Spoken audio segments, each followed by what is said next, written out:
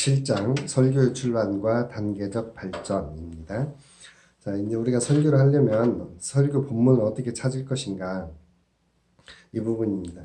설교 본문과 주제를 찾는 것은 우리 책 110쪽에 보면 두 가지 방법이 있습니다. 성경 본문을 먼저 찾고 그 본문에 맞는 회중들의 삶을 볼 수도 있고, 또 회중들의 삶을 보고 그들에게 처방할 수 있는 성경 본문을 찾을 수도 있습니다. 그래서 어느 것이든지 본문과 주제에 일관성만 있으면 큰 문제는 되지 않습니다.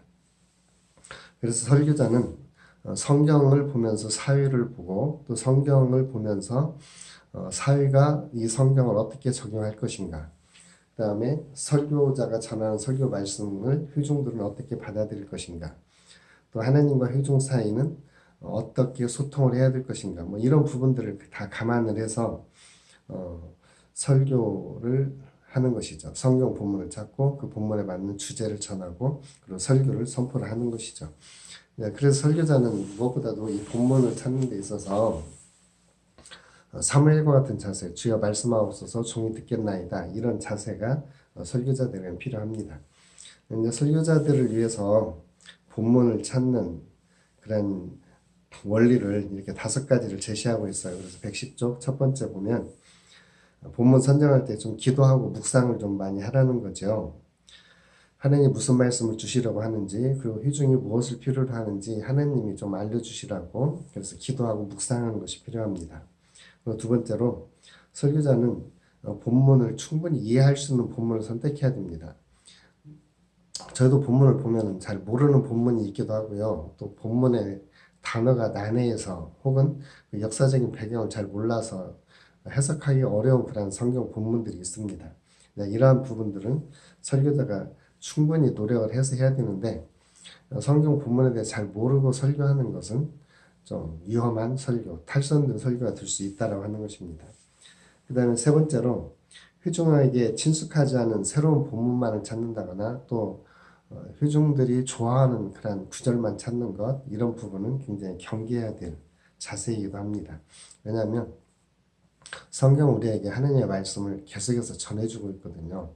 또 상황, 삶의 정황에 의해서 하나님 우리에게 주시는 말씀은 좀씩 달라질 수도 있습니다. 그래서 성경 같은 본문이라도 또 다른 말씀을 전할 수도 있기 때문에 설교자들은 자꾸 이 본문 지난번 했으니까 피해야지, 그런 경우가 있습니다.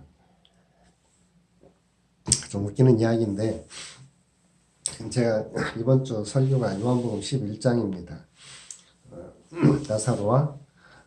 나사로가 죽고 그 마리아와 마르다가 그 죽음에 대해서 슬퍼하는 표현이 요한복음 11장에 있죠. 10년 전에 했던 설교에 보니까 11년 전에 했던 설교에 보니까 똑같은 본문이었는데 그때는 부활에 대해서 설교를 했더라고요. 그러니까 똑같은 본문이었는데 2021년도와 2010년도 설교는 전혀 다르게 이렇게 보았더라고요. 그래서 이런 부분들이 우리가 설교 본문을 의도적으로 피하려고 한다거나 이런 부분은 좀 경계해야 된다. 그 다음에 설교 본문과 설교 주제를 찾는 것이 굉장히 스트레스이긴 합니다. 그래서 성서 정과라든지 아니면 미리 이렇게 본문을 정해놓으면 쉽게 더 설교를 할 수가 있습니다.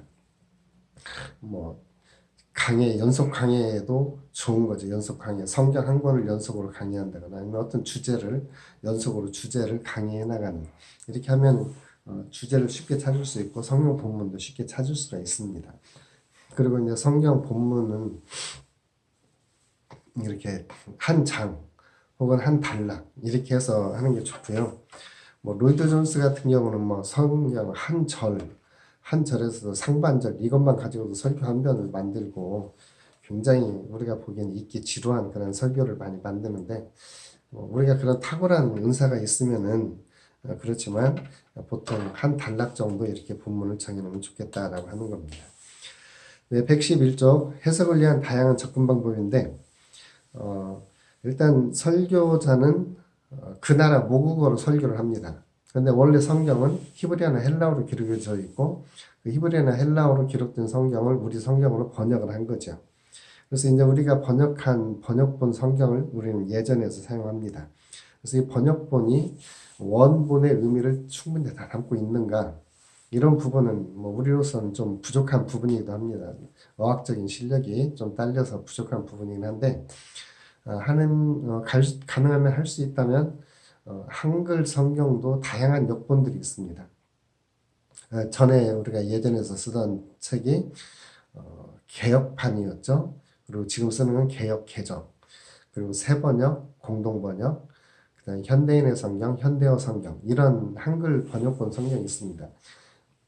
또 어떤 사람들은 뭐 킹제임즈만 진짜 성경이라고 말하는데 그건 독단적인 거고요. 킹제임즈 번역, 한국어 번역 성경도 있어요. 이런 여러 번역 성경들을 비교해서 보면 그 성경이 말하고자 하는 원 뜻을 조금 더 잘 알 수가 있습니다. 그런데 문제는 이런 뜻을 완벽하게 우리가 알기 위해서는 성경을 해석하는 것이 필요한데, 그 해석은 우리 역사 속에서 다양한 방법들이 존재해 왔었습니다. 그래서 우리 112쪽에 보면 처음에 은유적인 해석이 나옵니다. 알레고리칼, 풍유적 해석이라고도 하는데, 이것은 알렉산드리아의 클레멘트, 오리겐 이런 분들이 이제 대표적인 인물들인데요. 성경에서 문자적, 도덕적, 영적 의미를 찾고 있고 그 중에서 영적 의미가 가장 최소한 것이라고 생각을 했어요. 이분들은 심오한 영적 진리를 발견하는데 발견하는 그런 성경 해석 방법을 사용했죠. 예로 나와 있는 것처럼 아브라함의 3일간, 3일은 판단, 희망, 통찰력을 상징한다. 뭐 거리가 3일 길이라 같습니다. 그런데 풍유적 해석으로 이렇게 했던 거죠. 뭐 요셉의 채색옷도 있고 뭐 발굽이 갈라진 것도 있고 이런 것들이 있는데, 뭐 이런 것들은 영적인 의미를 그냥 찾아서 하는 것은 좋을지 모르지만 실제적으로 성경에 큰 의미는 없습니다. 우리들도 대표적으로 빠지는 것이 뭡니까? 여리고로 내려가다 강도 만난 자. 실제적으로 여리고는 해발 마이너스 400m, 예루살렘은 해발 플러스 800m입니다. 그러니까 지리적으로 1200m 차이가 있기 때문에 내려가는 길이에요. 근데 우리는 그것을 영적으로 신앙은 내려가는 신앙을 가지면 강도 만납니다. 이렇게 말하는 거, 바로 이런 게 풍요적인 해석일 수 있고, 요한복음 4장에 나오는 여자가 5 남편이 있었는데 지금도 아닙니다. 그 5 남편이 뭐냐? 뭐 돈이다, 권력이다, 욕심이다, 뭐 탐욕이다, 뭐 이런 것들로 이렇게 해석하는 5 남편. 그래서 우리의 진짜 남편은 예수님만 만나야 된다. 이렇게 해석하는 것도 풍요적 해석 방법의 하나입니다. 그런데 이것은 성경의 원 뜻을 어길 수 있는 그런 함정이 있습니다. 두 번째, 교리적인 해석입니다. 이 해석은 이제 아우구스티누스에 이르렀을 때에 성경 해석이 너무나 이질적인 그 해석들이 나타나니까 그 본문을 정통 교회의 권위에 의해서 성경을 좀 해석해야 되겠다 해서 개교회가 신학적인 이론 그리고 성경 해석의 원리를 이제 교리에 맞추어서 해석을 합니다. 근데 이제 이런 것들이 교리적인 해석이 좋은 부분도 있지만 너무나 구속되어지고 다양성이 배제될 그런 위험성도 있습니다. 이제 우리 교단에서는 개혁주의 생명신학을 이렇게 주창하는데, 개혁주의 생명신학은 뭐 다른 신학이 아니라 개혁주의 신학에 다시 생명을 불어넣자 하는 그런 신학입니다. 개혁주의 생명신학은 원래 개혁주의로 돌아가자고 하는 신학이죠. 이런 부분에 이런 관점을 가지고 성경을 볼 때 개혁자들이 가지고 있던 성경관, 개혁자들이 가지고 있었던 신앙관, 이런 것으로 돌아가자 하는 그런 의미죠. 다른 교단에서도 뭐 이런 부분은 또 잘 받아들일 수 있지만 개혁주의 생명신학이 뭐냐 또 이렇게 할 사람도 있긴 있어요. 이게 바로 교리적인 해석입니다. 3번 신비적 해석. 신비적 해석은 독일의 경건주의자들과 이 교리적 해석에 교회가 너무나 치중하니까 그것에 대한 반작용으로 나온 것이 신비적 해석이에요. 독일의 경건주의, 그다음 미국의 케이크보드들, 이들은 그 성경에 있는 단어, 문자, 문법 이런 것을 보는 게 아니라 그 시간에 성령이 들려주시는 음성을 듣는다라고 이야기를 합니다. 그러니까 좀 위험한 성경 해석 방법 가운데 하나죠. 너무나 교리적으로 교회가 성경을 해석하니까 이것에 대한 반작용으로 나온 것이 신비적 해석이라고 볼 수 있습니다. 그러면서 인문주의, 르네상스가 시작되면서 사람들이 성경도 이제 합리적으로 봐야 된다. 그래서 성경 안에 있는 초자연적인 현상, 기적, 하나님의 역사 이런 것들은 신화들이다. 그래서 이런 것들은 다 빼고 남는 것들만 바르게 해석을 해야 된다. 근데 이렇게 성경에서 신화적인 요소, 하나님의 전능하신 요소 이런 걸 다 빼면 성경에 윤리와 교훈만 남습니다. 이게 바로 합리주의 해석 방법입니다. 그리고 현대적 해석은 첫째 양식사 비평적 접근입니다. 115쪽의 양식사 비평적 접근은 원래 복음은 그러니까 원래 복음을 찾자. 원래 처음에 예수님이 전한 복음이 있었는데 그 복음을 사도들이 전하면서 예수님의 신화적인 요소를 가미했고 그리고 그 신화적인 요소에다가 더 신학적인 요소들도 가미가 되니까 이런 것들을 다 빼고 진짜 원래 그 말씀만 찾아보자. 이렇게 우리 성경에 보면은 복음서에 보면은 어떤 책은 빨간 글자로 예수님이 하신 말씀만 빨간 글자로 돼 있는 그런 책이 있어요. 그런 책이 바로 이런 양식사 비평의 기초에서 만들어진 그런 성경이기도 합니다. 예수님의 말씀만 말씀이고 나머지는 인간의 말이다. 뭐 이런 의미를 담고 있어요. 근데 그래서 우리 개혁주의에서는 이런 양식사 비평적인 방법은 잘 선택하지 않습니다. 그리고 이제 신정통주의적 바르티안이라고도 하는데 이 사람들의 성경 해석 방법은 성경의 무호성을 인정하지 않고 신화가 역사에 감춰진 신학적인 진리를 운반하는 수단이 된다. 실은 이 바르티안주의는 저도 여러 책들을 읽어보고 공부를 해봤는데 잘 모르겠더라고요. 철학적 소양이 좀 부족해서 잘 모르는 부분이긴 한데 이 신정통적인 해석 방법은 성경이 말하는 상징적 해석, 그것을 신화적으로 해석 이런 부분은 결국에 성경에서 상징과 신화를 빼버리면 아니면 성경을 상징과 신화로만 보면 원래 성경이 의도하고자 하는 하나님의 말씀 그리고 하나님의 의도 이런 것들은 바르게 볼 수가 없는 함정이 있기는 해요. 근데 실제적으로 이 양식사 비평에 의해서 성경이 난도질 당할 때 새롭게 정통적인 성경 해석 방법을 불러들인 것이 신정통주의적인 해석입니다. 그래서 정통주의에 비해서 앞에 그 교리적인 해석을 정통주의 해석이라고 한다면 신정통주의는 다시 자유주의적인 이런 양식사 비평이라든지 이런 자유주의 비평에 대해서 반기를 들고 일어나는 것이 신정통주의적인 해석이에요. 근데 오늘 우리가 개혁주의적인 입장에서 보면 신정통주의도 상당히 자유적인 요소를 가지고 있다라고 봅니다.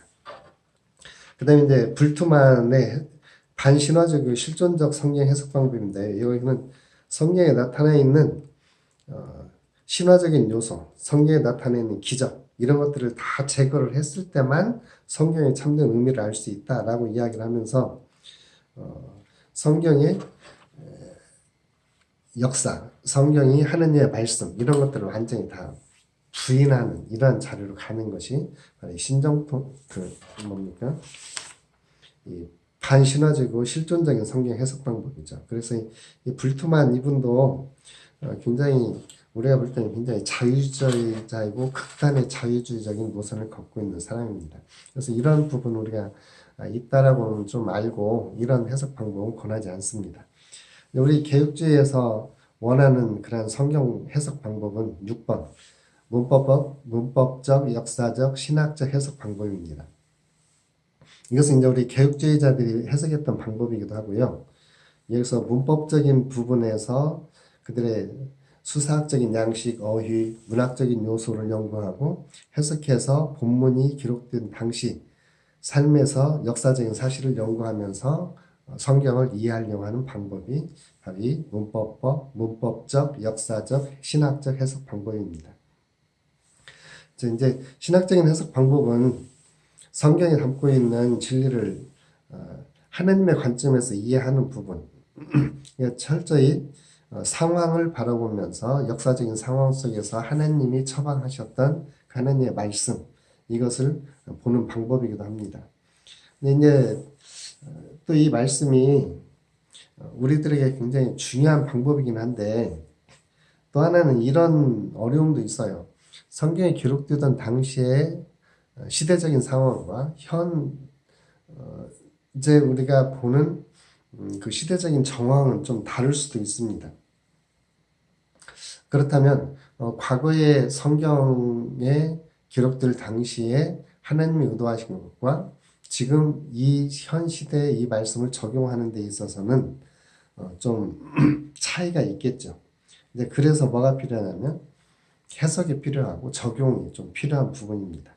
그래서 이런 신학적인 해석 방법, 문법적인 해석 방법, 역사적인 해석 방법 이런 것을 통해서 성경 자체를 그대로 연구를 하고 이것을 가지고 이제 성경을 기초로 한 설교를 만들어 가는 것이 필요합니다.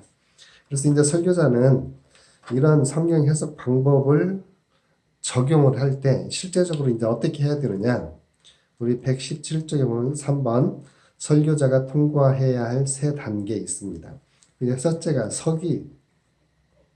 그러니까 하나님의 말씀, 원래 그 뜻을 찾아보는 거죠.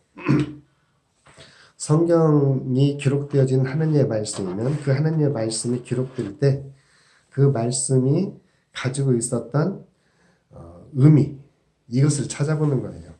그래서 그때 이 말씀을 주셨던 시대적인 상황, 그들의 삶의 자리. 예를 들면 우리가 민수기 레위기서를 보면 레위기서는 시내산 앞에서 한 1년 사이에 주신 본문이에요. 그러니까 시내산 앞에서 주었지만 이들이 가나안 땅에 들어가서 사는 것까지가 다 들어가 있는 본문이에요. 그러면 그때에 그들에게 필요했던 말씀이기도 하지만 나중에 가나안에 들어갔을 때도 필요한 말씀이라고 하는 것을 레위기서는 말해요. 그것처럼 성경은 그 시대에도 필요했지만 지금 이 시대에도 그 말씀이 선포되어야 할 상황과 정황이 있을 때 이 본문을 어떻게 우리가 잘 해석해서 적용할 수가 있을까? 그러려면 성경을 바르게 연구를 해야 된다는 거죠. 근데 성경 연구하는 데는 도구들이 필요합니다. 성경 사전도 필요하고 성경 단어 사전도 필요하고 물론 한국어로 되어 있기 때문에 국어 사전도 필요합니다. 우리가 성경 보면은 이게 무슨 뜻인지 잘 모르는 단어들이 의외로 많습니다. 그건 국어 사전을 찾아봐서 정확한 의미를 알아보는 게 필요해요. 그리고 이제 성경 해석할 때는 신학 사전도 필요하고요. 그런데 이제 이런 것들을 막 다 해서 뭉쳐서 놓은 것들이 우리가 일반적으로 시중에서 구할 수 있는 주석서들 이런 것들이 이제 이런 걸 많이 담고 있긴 하죠. 그런데 이제 이런 그 성경을 우리 자신들이 잘 연구를 하면서 이 성경이 지금 무엇을 이야기하고 있는지 이런 부분을 우리 자신들이 묵상을 하면서 오늘 이 말씀이 우리 회중들에게 무엇을 전하려고 하는지 이 부분을 찾으면서 좀 메모도 하는 게 중요합니다. 우리가 깨닫는 의미가 하나님이 나에게 들려주신 의미가 하나님의 신적 계시를 가질 정도의 능력은 안 됩니다.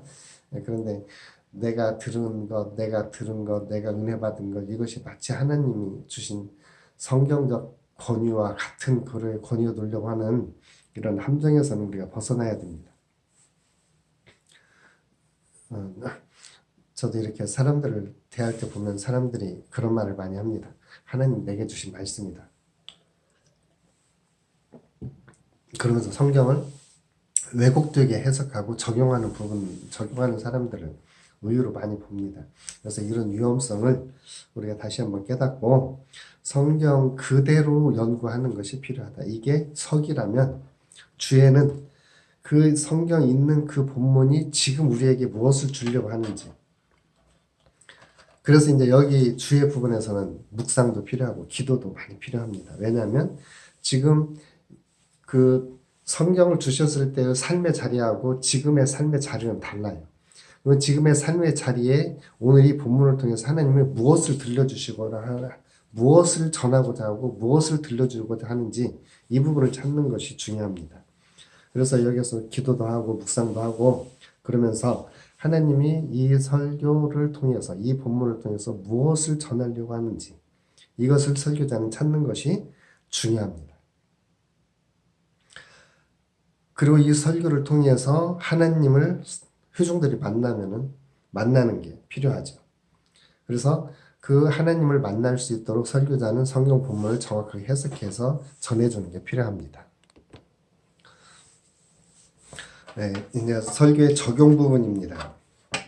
그러니까 이제 우리가 성경을 주례를 하고 강의를 하고 그리고 이제 무엇을 이제 이 설교를 어떻게 이 본문을 삶 속에서 적용을 할 것인가.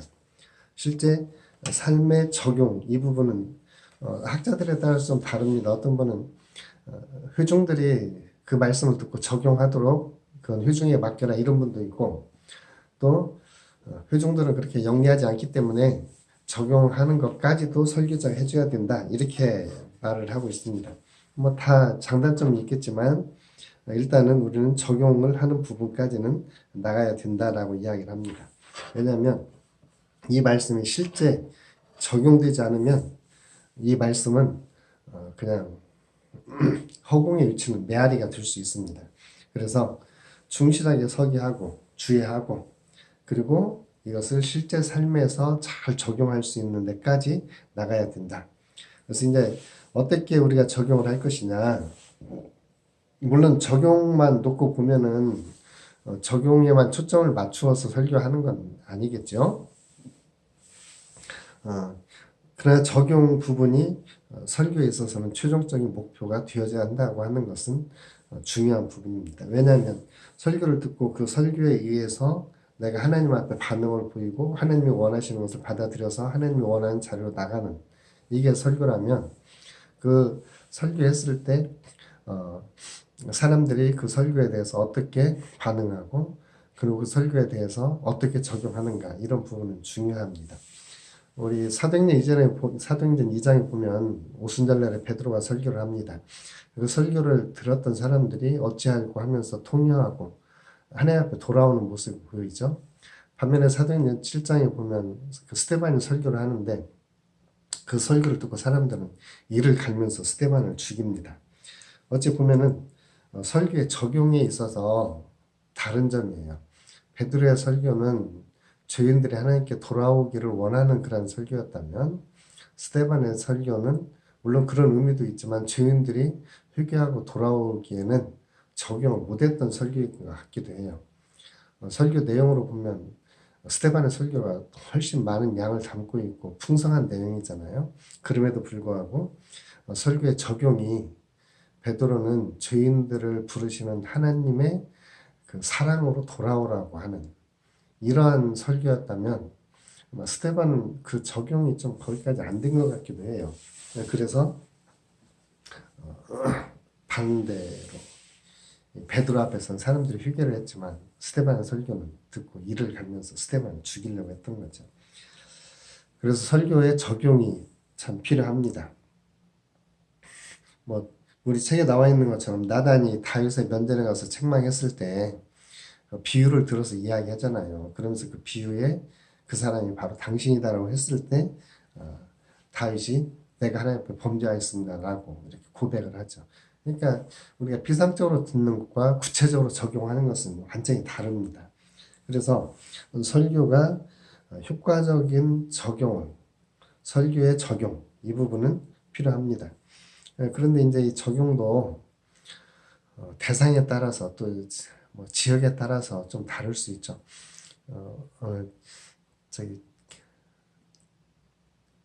전라도 분이 경상도 가서 설교를 하는데 광주 민주화 운동을 얘기를 한다거나 또 이런 것들은 좀 그 우리나라에서는 좀 적용이 잘 안 되는 부분 같아 아직도. 또 뭐 저기 그 박정희 대통령 고향이 어딘가요? 대구 그쪽에 가서 뭐 기독교인들이 박정희 대통령 생각하면 안 되나요? 근데 이제 그 생각을 가냐 마냐 이것 가지고 설교 시간에 뭐 이렇게 이야기했을 때 그런 것들이 또 문제가 되기도 하고 이런 걸 보면 우리는 하나님의 말씀에 대한 어떤 구체적인 적용 이런 부분은 지혜가 좀 필요한 부분 같아요. 그리고 그 말씀을 잘 적용할 수 있는 시점도 좀 달라요. 우리도 이렇게 말씀을 볼 때 그때는 잘 안 들리던 말씀이 나중에는 또 그게 말씀이 다가올 수도 있거든요.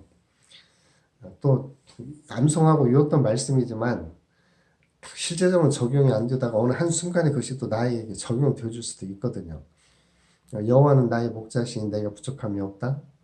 우리가 다 알고 있는 말씀인데 시편 23편.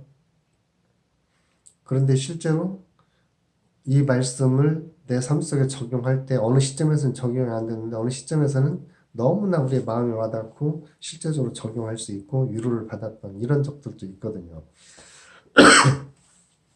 그래서 우리는 적용이 중요합니다.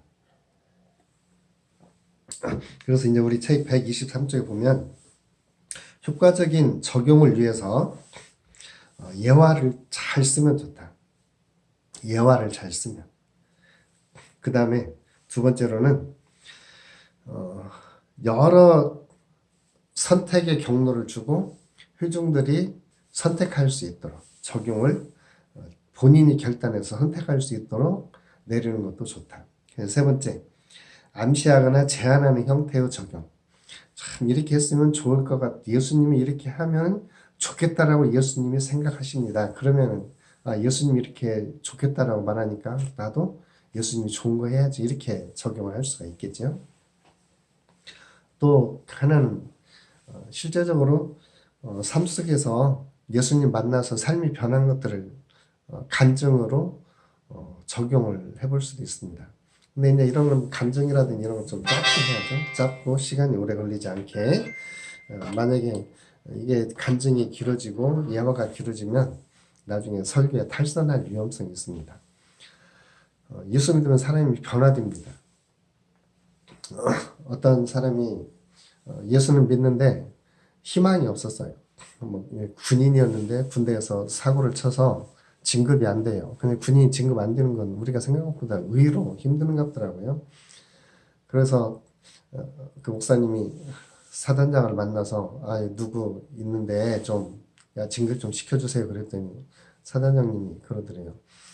일단 적어놔 봅시다. 나중에 사단이 쭉 검토를 하더니 10년 동안 진급이 안 됐다. 참 너무했다. 이런 생각을 했나 봐요. 다시 목사님하고 상의를 해서 진급하도록 하겠습니다. 하사관들은 사단장이 진급시켜준다 하대요. 그래가지고 목사님이 그 중사를 불러다가 너 소원이 뭐냐? 그랬더니 더 상사 진급하는 겁니다. 그러더니 네, 너 상사 진급시켜줄까? 그랬더니 상사만 진급시켜주면 제가 뭐든지 다 하겠습니다. 네가 뭐 할래? 그랬더니 제일 먼저 새벽 예배부터 나오겠습니다. 그래 그러면 앞으로 20일 동안 새벽 예배 작정하고 나와라. 술도 좀 끊어라. 목사님 그렇게 말씀하시고 돌려보냈대요. 그리고 20일 뒤에 진짜 진급을 했습니다.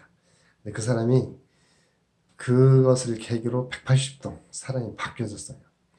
그 전에 아내를 때리고 술 먹고 남봉을 부리던 사람이 이제는 새벽 예배 나오고 해마다 목사님 양복도 해주고 그동안의 말씀을 이제 삶 속에 완전히 적용해서 말씀대로 살아가는. 그래서 세상에 이렇게 예수 믿고 변화되는 사람이 있다. 예수 믿어도 그냥 교회 마당 뜰만 밟는 사람도 있는가 하면 예수를 진짜 만나면 이렇게 변한다. 이것이 예수 믿는 자의 축복이다. 이런 예화는 또 이렇게 보면 결단을 잘 내릴 수도 있겠죠. 자, 이런 부분들 우리가 실제적으로 적용할 수 있는 부분들 하나님의 지혜가 많이 필요합니다. 하나님의 말씀을 전하고 그 말씀을 잘 적용할 수 있도록.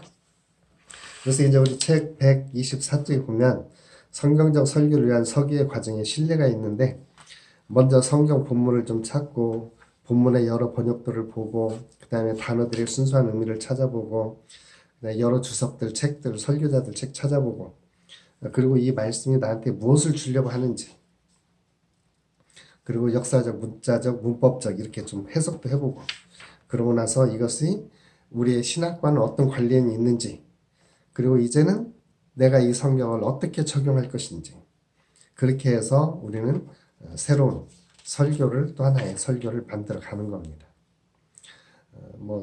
쉽지는 않지만 이런 과정을 통했을 때 우리가 하나님이 원하는 바른 설교를 전할 수 있다라고 하는 것입니다.